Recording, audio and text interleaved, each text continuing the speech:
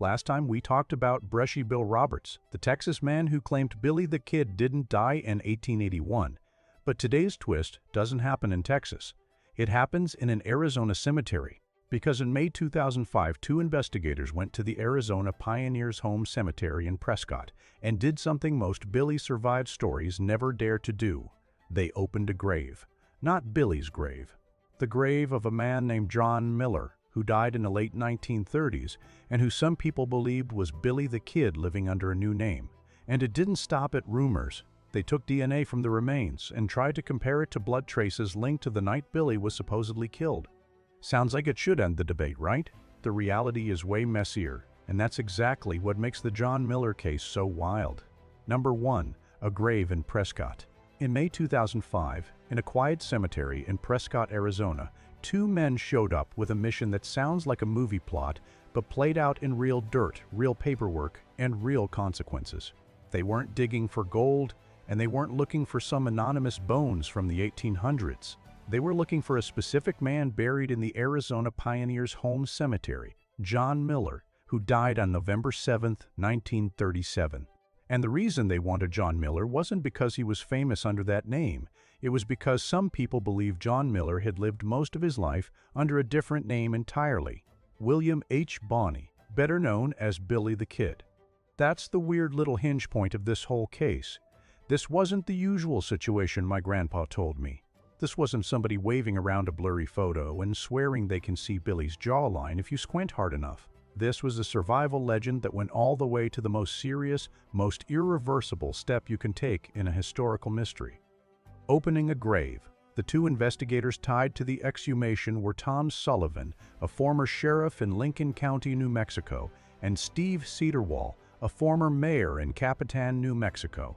They weren't casual fans. They had been chasing Billy the Kid proof for years.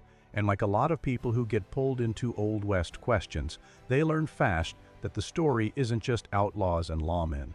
It's counties, courts, tourism money, politics, and people who don't want their town's most famous legend turned into a lab project.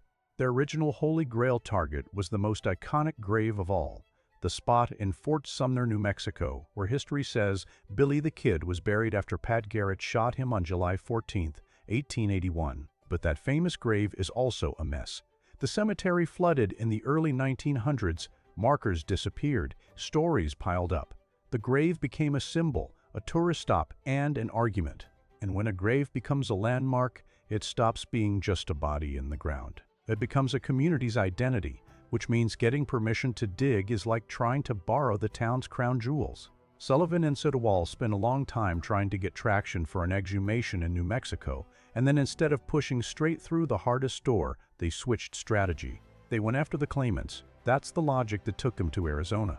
Because if you can't easily test the famous grave, you test the men who pop up decades later saying, "Actually, I'm the real Billy." John Miller was one of those names. Not as loud in public as the Texas claimant, Brushy Bill Roberts, but persistent in the legend world because of one nasty little detail. John Miller's early life is foggy. Researchers point out that John Miller shows up clearly in records in 1881, right after Billy the Kid is supposed to have died, then lives for decades, works, moves around, and stays relatively quiet. That kind of gap is like candy to a survival theory. If the paper trail is thin, the imagination fills it in. So in Prescott in 2005, they decided to stop imagining and start sampling. They opened the ground, recovered material, and sent it to be tested. The plan wasn't to compare Miller's DNA to Billy the Kid's DNA because nobody has a confirmed biological sample from Billy himself sitting in a vault somewhere. The plan was to compare Miller's DNA to stains taken from objects tied to the Billy story, especially a carpenter's bench that was claimed to be the one Billy's body was laid on after the shooting in Fort Sumner. That right there is the core gamble of the John Miller case, not just this man Billy. But can we build a DNA chain strong enough when the reference evidence is basically historical rumor with a label on it? And that's why this case never stops being talked about. It's not only a Wild West story, it's a modern story about proof, about how fragile evidence becomes when you're more than a century late, and about how quickly a DNA test can turn into a new kind of legend instead of an answer. Number 2. The man named John Miller. To understand why anyone would connect John Miller to Billy the Kid, you have to see how the John Miller story feels when you hear it the first time. It doesn't feel like a guy trying to cash in. It feels like a man who wanted to disappear. John Miller's last chapter is fairly clear. He ended up at the Arizona Pioneers' home in Prescott, a state-run place with its own cemetery, and he died there in 1937. That part isn't a rumor. That's a real date and a real record. The part that gets slippery is everything around it. Where he came from, what he did, why he kept certain things quiet, and why people around him later started whispering that he had a secret. In the John Miller legend, the earliest hard paper people point to is a marriage record dated August 8, 1881 in Las Vegas, New Mexico, showing a man named John Miller marrying a woman named Isadora. That date matters because it lands just weeks after Billy the Kid is supposed to have been killed. Survival story fans love that timing because it feels like a clean handoff. One identity dies in Fort Sumner. Another identity gets married in Las Vegas. It's neat. It's cinematic. Real life is usually not that neat, but you can see why the timing became the hook. From there, the John Miller story branches into two tracks. Track one is the normal life track. John and Isadora living in the Southwest, moving around, working ranch jobs, doing what a lot of people did on the edge of the Old West as it was turning into the modern West. Not everyone was a shooter.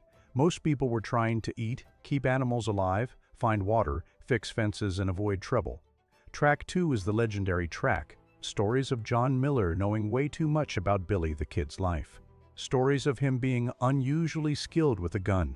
Stories of him avoiding photographs, avoiding deep conversations about his past.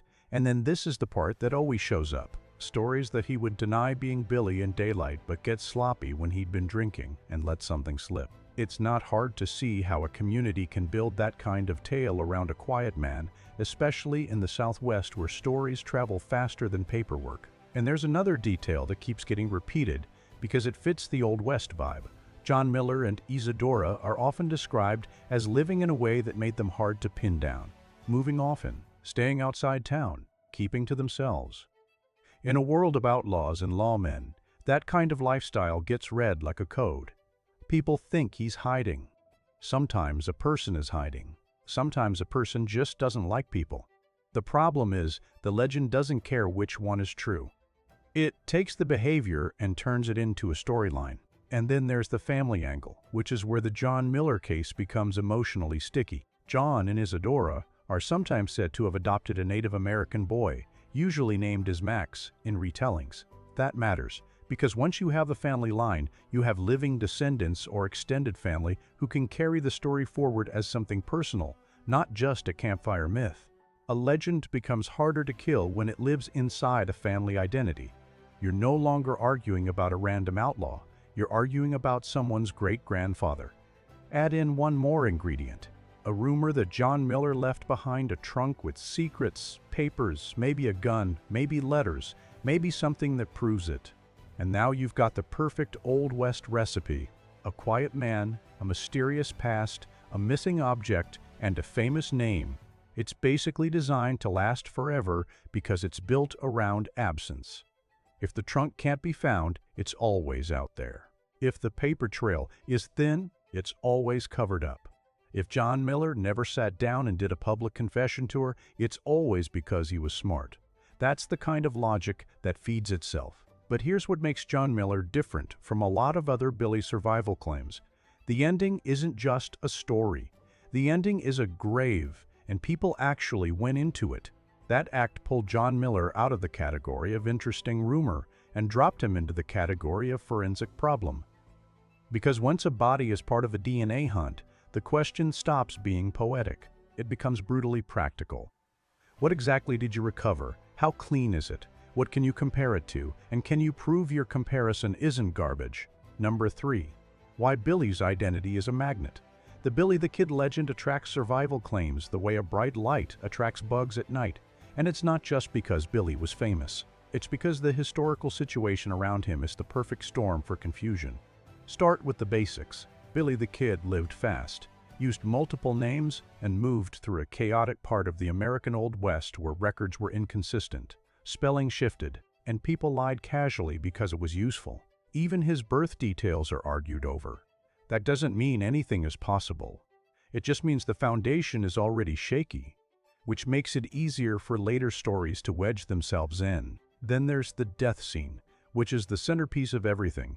The official version is that Pat Garrett shot Billy in the dark at Pete Maxwell's house in Fort Sumner on July 14, 1881. The lighting was poor. Identification was based heavily on voice and context. Afterward, the body was handled quickly, buried quickly, and turned into a legend almost immediately. In modern true crime terms, the chain of custody is basically a nightmare. You don't have a clean set of photographs of the body. You don't have a full forensic report the way you'd expect now. You have stories and an inquest summary from an era where forensics meant people look at the body and agree it's him. That was normal. Then it's not a scandal. It's just the reality of the time. But modern audiences hear that and think, so, you're telling me it was dark? Everyone was stressed, and then they buried him fast. And you want me to treat that as perfect proof. That gap between old methods and modern expectations is the oxygen survival claims to breathe. The next problem is physical evidence. Billy the Kid is one of the most famous outlaws in American history, but the confirmed physical evidence is shockingly thin. As of now, the only widely accepted photo of Billy as a young man, the famous tint type, sold at auction in 2011 for about $2.3 million. That number matters because it shows you the market value of Billy proof. When a single small image is worth millions, everything connected to the story becomes a kind of treasure hunt. People start searching attics and junk shops and old family boxes. Some of that searching is honest, some of it is wishful thinking, some of it is straight-up fraud. But the effect is the same. The story gets noisier. Every new artifact becomes a fresh argument. And because Billy is culturally huge, the arguments don't stay in academic circles.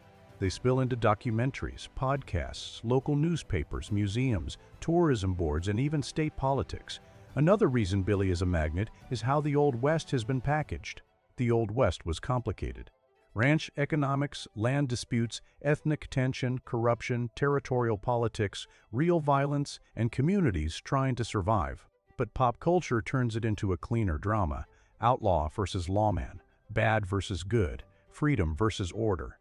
Billy the Kid sits right in the middle of that drama. He's been portrayed as a cold killer, a folk hero, a kid who got trapped in the dirty war between powerful factions. When a figure becomes that flexible, he becomes reusable. People can fit him into whatever story they want to tell about rebellion, about injustice, about the birth of modern policing, about myth-making in America. And if Billy can be reshaped in stories, it's not a big jump for some people to believe he could be reshaped in life too. Fake death. New name. Quiet old age.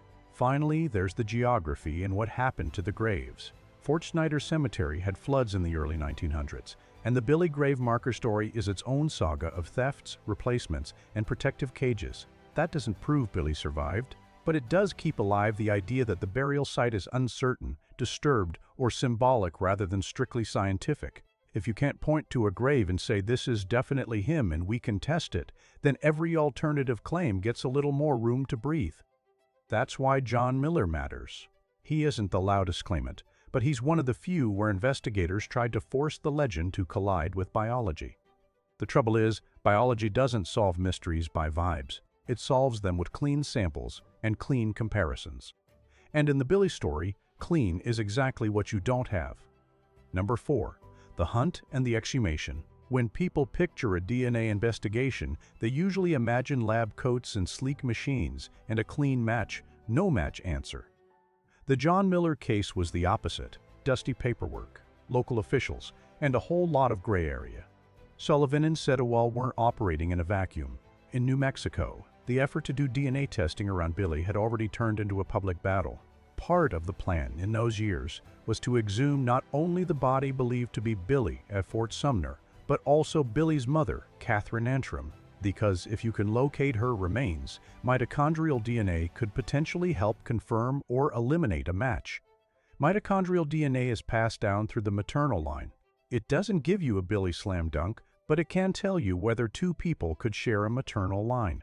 It's a tool. But even getting to the tool requires you to locate the right grave, get legal permission, and deal with communities that don't want their cemeteries turned into dig sites. So the hunt shifted to Prescott, where John Miller was buried in a state-run cemetery connected to a care facility. On paper, that sounds simpler. In real life, it still blew up. The exhumation happened in May 2005. A key detail that kept coming up afterward is that the grave was unmarked. That alone can cause problems. If you don't have a clear marker and clear records, you risk disturbing the wrong remains. And in this case, that risk became part of the controversy because remains from an adjacent unmarked grave, often identified in reports as belonging to a man named William Hudspeth, were also disturbed. Whether you frame it as an accident, a mistake, or reckless behavior depends on who you ask. But the fact is, once you touch two graves, you've doubled the ethical and legal heat instantly. After the exhumation, there was real talk from authorities about charging the investigators because taking human remains without proper permits is not a slap on the wrist issue. It's serious. The investigators argued they believed they had permission from an official connected to the facility. Critics said that wasn't enough, and that permission to dig is not the same as permission to remove remains and ship them for testing.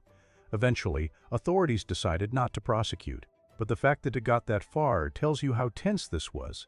This wasn't some fun hobby project. It was a clash between people who saw themselves as truth seekers and a system that treats graves as protected for good reason. Now add the practical reality. The moment you exhume remains, you've introduced risks that can ruin the science. Bones and teeth can hold DNA, but after decades in the ground, the DNA is degraded. The sample can be contaminated by handling. It can be mixed if remains were disturbed historically.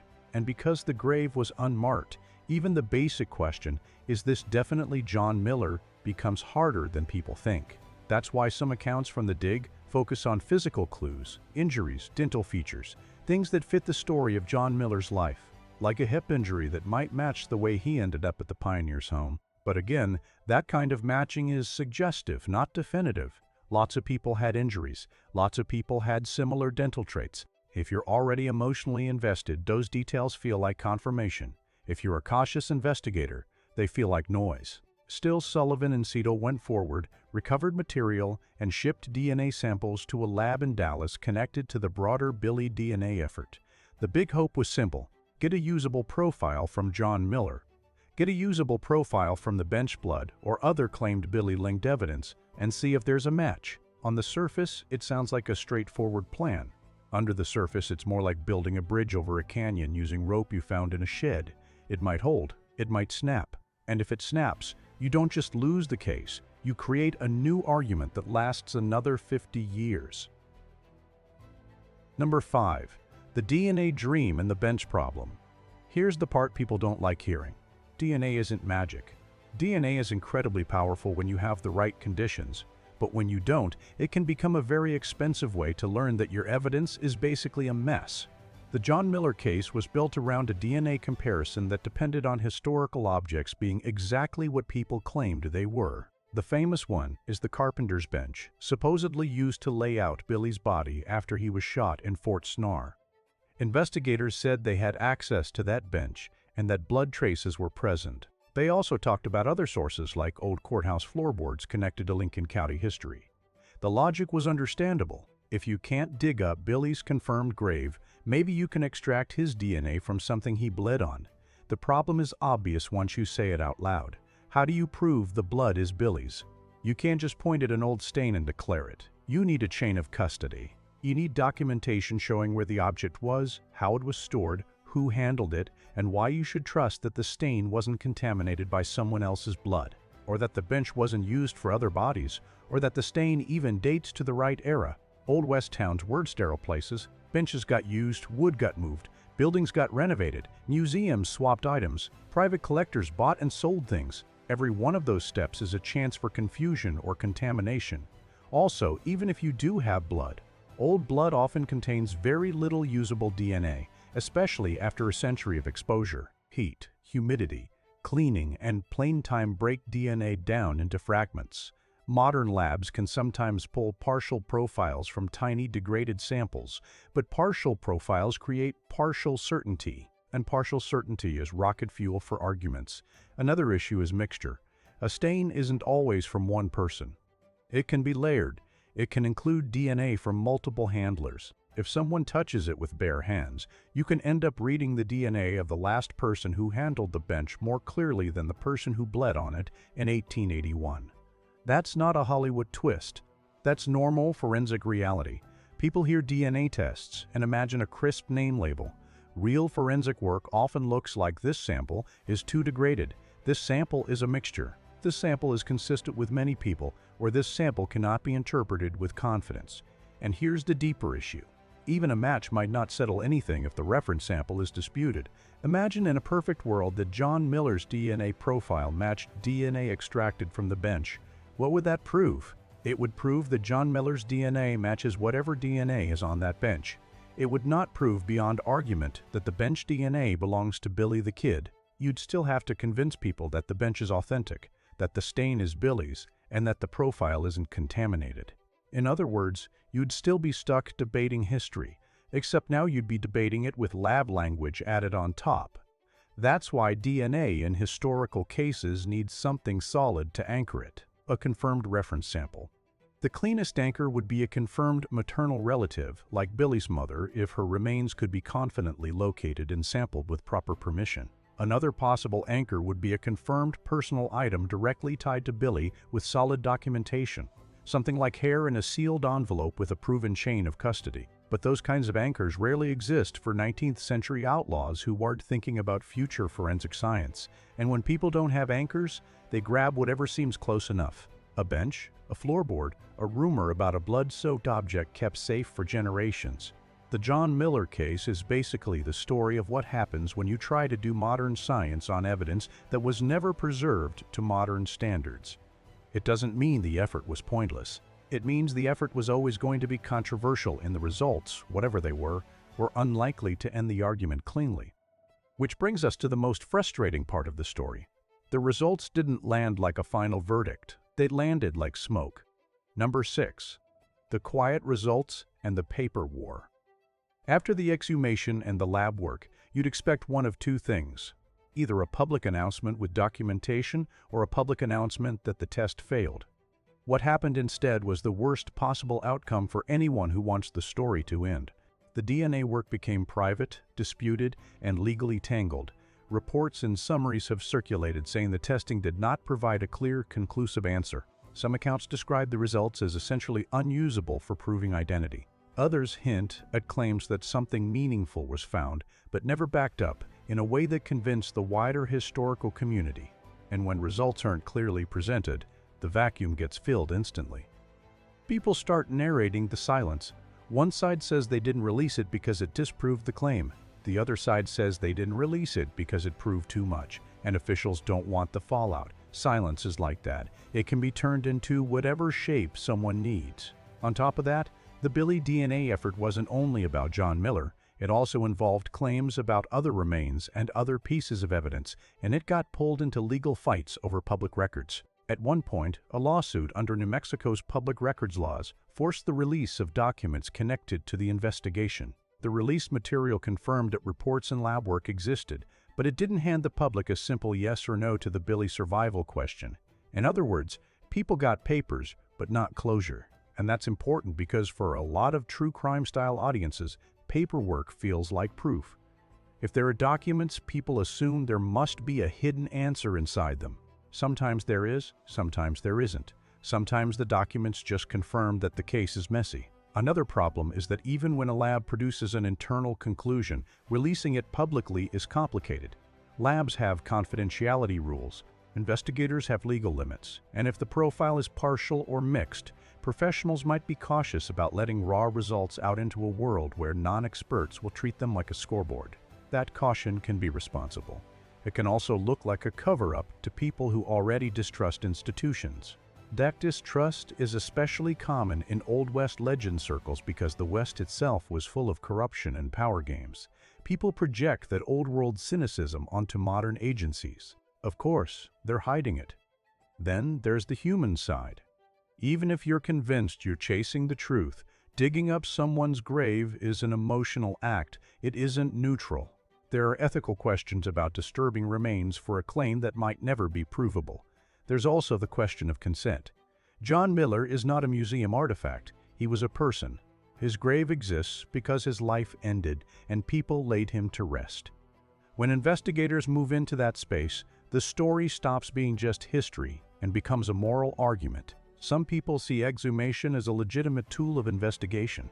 Others see it as crossing a line, especially when the target is a claimant whose identity claim was never formally documented in a way historians accept. And because the John Miller dig also disturbed another grave, the criticism got louder. Even though no charges were filed, the damage to credibility was real. In cases like this, credibility is everything. If people don't trust your process, they won't trust your result, even if it's correct. And the John Miller case didn't happen in a calm environment. It happened in the middle of a Billy the Kid culture war, where towns, museums, descendants, historians, and buffs all have their own stake in what the truth should look like. The result is that John Miller's DNA became part of the legend instead of the end of it. It turned into another object people talk about without being able to hold it up and say, "Here, this settles it." And once that happens, the story shifts from who was John Miller to why can't anyone settle this, which is basically the Billy the Kid mystery in a nutshell. Number 7. The Pardon Shadow. One reason the Billy DNA hunt got so much attention is that it wasn't only about science. It was tied to something that sounds almost unreal. The idea of a government-issued pardon for Billy the Kid based on a promise made in the 1870s. Back in 1879, New Mexico Territory Governor Lew Wallace, yes, the same Lew Wallace who wrote Ben-Hur, was trying to calm the chaos of the Lincoln County War era. Billy the Kid, or William H. Denine, Bonney, offered to testify about a killing in exchange for protection and clemency. Letters between Wallace and Bonney exist, and they show that some kind of deal was discussed. The details of what was promised, what was meant, and what was politically possible are still debated, but the important part is this. Billy believed he'd been promised a pardon, and he later complained that the promise wasn't kept. That disagreement, whether Wallace offered real clemency or whether the situation fell apart, became one of the biggest what-if. If Billy was promised a pardon and didn't get it, people start framing him not just as an outlaw, but as someone played by the system. That framing is powerful, especially in a culture that loves the idea of the underdog versus corrupt power. Fast forward more than a century, and the pardon idea comes roaring back in modern politics. New Mexico Governor Bill Richardson publicly explored the possibility of a posthumous pardon for Billy, specifically tied to the killing of Sheriff William Brady. This wasn't a small local rumor. It was a real public discussion. People argued about it fiercely. Descendants weighed in. Law enforcement groups had opinions. Historians were split, and the state government had to treat it like an actual decision, not a joke. Richardson ultimately announced on December 31, 2010, his last day in office, that he would not pardon Billy the Kid. His reasoning focused on the lack of conclusiveness and the historical ambiguity around the original promise. That phrase matters because it basically captures the whole Billy problem in plain language. You don't have a clean foundation to make a clean modern decision. And when a governor says we can't be sure, it doesn't calm the story down. It does the opposite. It tells the public officially that uncertainty is part of the record. Now, connect that back to the DNA chase. The pardon conversation made the Billy story feel present tense.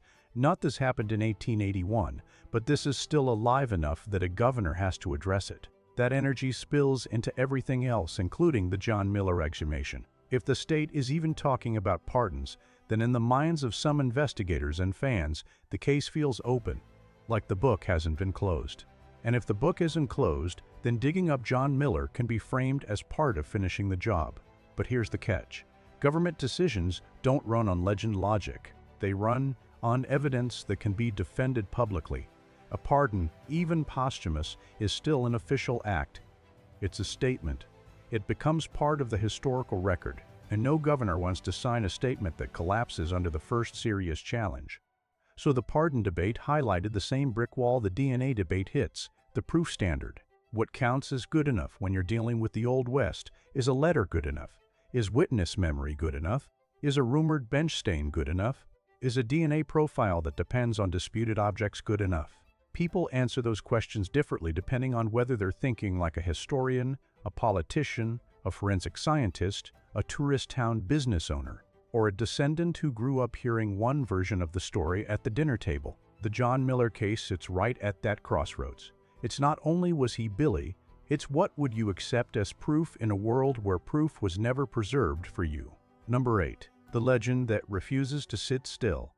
When you zoom out, the John Miller case is less like a single mystery and more like a demonstration of how American legends work. The Old West had real outlaws, real cowboys, real lawmen, and real violence. But it also had storytelling built into it from the start. Newspapers exaggerate it. Dime novels polish rough people into characters. Later, movies and TV turned those characters into symbols. Billy the Kid became one of the biggest symbols of all. Youth, danger, charm, recklessness, rebellion, tragedy. Once a person becomes a symbol, the facts become negotiable for a lot of people, because they're not only arguing about what happened, they're arguing about what the story means. That's why the identity question is so addictive. If Billy died in 1881, the story is a short, brutal arc that ends in a dark room. If Billy survived, the story becomes something else entirely. A long life lived under pressure. A man watching his own legend grow while staying silent. An outlaw outlasting the law. That version feels emotionally satisfying to some people, even if it's unlikely. It's the same reason people keep searching for lost Billy photos and artifacts. In 2011, when the authenticated temp types sold for about $2.3 million, it didn't just set a price, it lit a flare over the whole market. Suddenly, the hunt for Billy's evidence wasn't only about curiosity. It was also about money and status. That kind of pressure changes behavior. It encourages people to see what they want to see. It encourages people to connect dots that shouldn't be connected.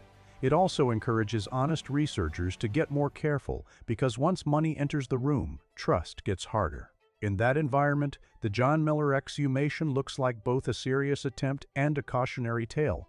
On one hand, it's admirable in a blunt way.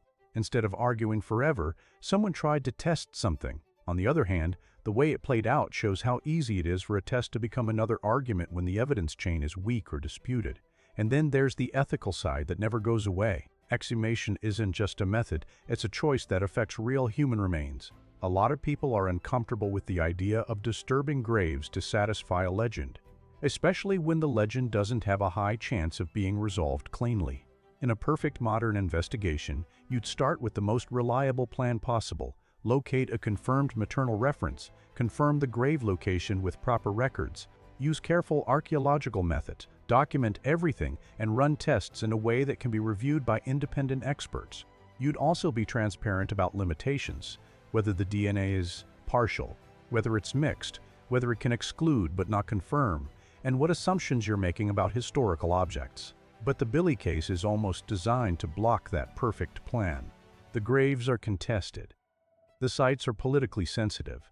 The artifacts are disputed. The records are incomplete. And the moment you say DNA, people assume the answer is sitting there, waiting, when the reality might be that biology can only tell you this is consistent with, or this can't be excluded, or this can't be excluded. And even those statements depend on the quality of the samples.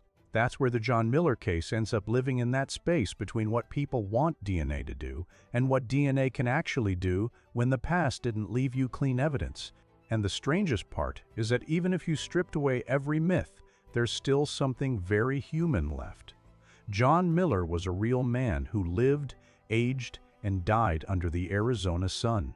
And long after his death, his name got pulled into the biggest outlaw legend in America.